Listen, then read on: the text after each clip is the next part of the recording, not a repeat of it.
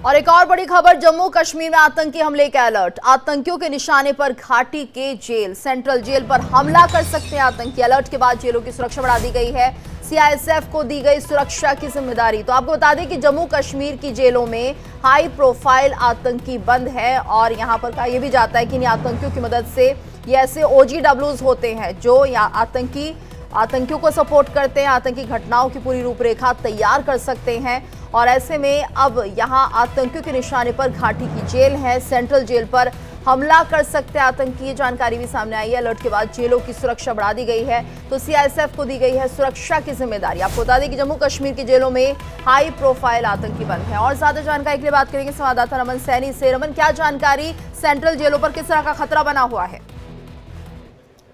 पहलगाम का आतंकी हमला हुआ उसके बाद लगातार इंटेलिजेंस रिपोर्ट इस बात के जो है वो रिपोर्ट जो है वो मिल रही है इंटेलिजेंस की कि जो जम्मू कश्मीर के अंदर, चाहे वो सेंट्रल जेल कोट भलवाल की जेल हो या डिस्ट्रिक्ट जेल हो या श्रीनगर की जेल हो, वहां पर जो आतंकी बंद हैं उनको छुड़ाने के लिए कहीं ना कहीं आतंकी हमला जो है वो जेलों पर किया जा सकता है। इस तरीके का इंटेलिजेंस इनपुट के आधार पर जब जानकारी मिली है उसके बाद जेलों की सुरक्षा जो है उसको पूरी तरीके से कड़ी कर दी गई है। इंटेलिजेंस रिपोर्ट इस बात के भी जो है वो सबूत मिले हैं इंटेलिजेंस रिपोर्ट के माध्यम से कि जेल के अंदर से भी जो है वो जो OGW का नेटवर्क इस समय जेल के अंदर बंद है, चाहे वो किसी भी तंजीम के आतंकी हो, उनकी भी मदद जो है वो कहीं ना कहीं पहलगाम आतंकी हमले में ली गई थी।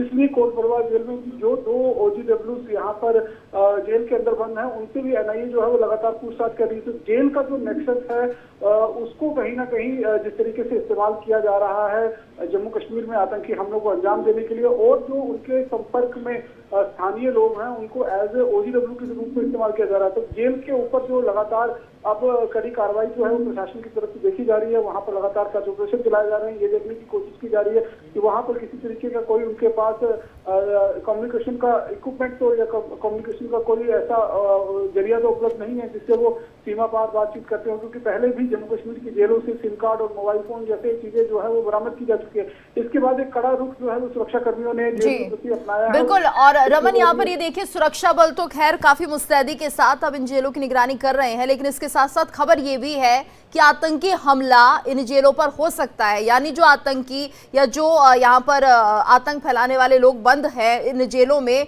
उन्हें मिटाया जा सकता है, उनका सफाया किया जा सकता है, ताकि किस रणनीति के तहत आतंकी काम करते हैं वो ना पता चल पाए। जी हाँ, बिल्कुल निश्चित रूप में इसमें दोनों चीजें जो है वो सामने आ रही हैं। एक तरफ तो उन आतंकियों को छुड़ाने की कोशिश भी की जा सकती है। आपको याद होगा सन 1999 में जब असर मसूद सेंट्रल कोट भलवाल जेल के अंदर बंद था, तब उसको छुड़वाने के लिए बाकायदा IC-814 जो फ्लाइट नेपाल से इनिशिएट हुई थी, उसको जो है वो पाकिस्तानी आतंकियों ने अगवा कर जैश ए मोहम्मद के चीफ अजहर मसूद को छुड़वाया था। तो अब कहीं ना कहीं पाकिस्तान के लिए खतरा बना हुआ है कि जो जेल के अंदर आतंकी बंद है, चाहे वो पाकिस्तानी हो चाहे वो लोकल कश्मीर के लोग हों, वो उनको पूरी जानकारी है कि किस तरीके से जम्मू कश्मीर के अंदर आतंकी हमलों को अंजाम दिया जाता है, किस तरीके से सीमा पार से जो सारी मदद जो है उन तक पहुंचाई जाती है। तो इस बात का खुलासा ना हो जाए, इस चीज को देखते हुए लगातार जो है वो इस बात के इंटेलिजेंस इनपुट मिल रहे हैं कि जेल पर आतंकी हमला कर या तो उनको छुड़ाया जा सकता है, या अगर वो या उनको छुड़ाने में कामयाब नहीं होंगे तो उनको जेल के अंदर ही जो है वो मारा जा सकता है। तो इस तरीके के इनपुट जब से मिले हैं तब से ही जेल प्रशासन जो है पूरी तरीके से सख्त रवैया अपनाए हुए और पूरी जेल की जो है वो सुरक्षा को और कड़ा और चाक चौबंद कर दिया गया है। जी बिल्कुल। और ऐसे में सेंट्रल जेल पर हमला करने की सूचना, इनपुट मिल रहा है, जिसको लेकर सुरक्षा कर्मी